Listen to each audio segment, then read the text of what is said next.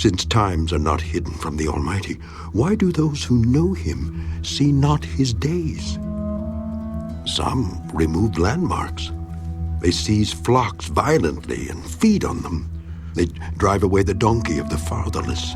They take the widow's ox as a pledge. They push the needy off the road. All the poor of the land are forced to hide. Indeed, like wild donkeys in the desert, they go out to their work searching for food. The wilderness yields food for them and for their children. They gather their fodder in the field and glean in the vineyard of the wicked. They spend the night naked without clothing and have no covering in the cold. They are wet with the showers of the mountains and huddle around the rock for want of shelter.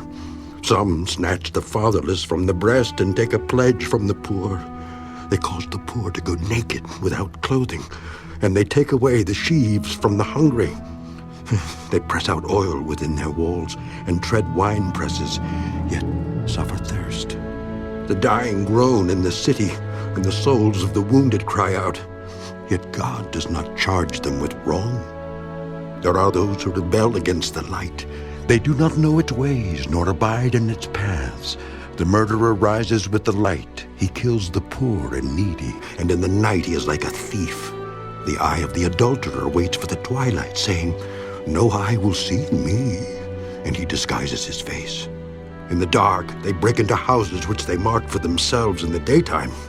They do not know the light, for the morning is the same to them as the shadow of death. If someone recognizes them, they are in the terrors of the shadow of death. They should be swift on the face of the waters. Their portion should be cursed in the earth, so that no one would turn into the way of their vineyards. As drought and heat consume the snow waters, so the grave consumes those who have sinned. The womb should forget him. The worm should feed sweetly on him.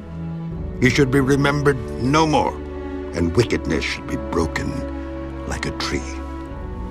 For he preys on the barren who do not bear, and does no good for the widow. But God draws the mighty away with his power. He rises up, but no man is short of life. He gives them security, and they rely on it, yet his eyes are on their ways.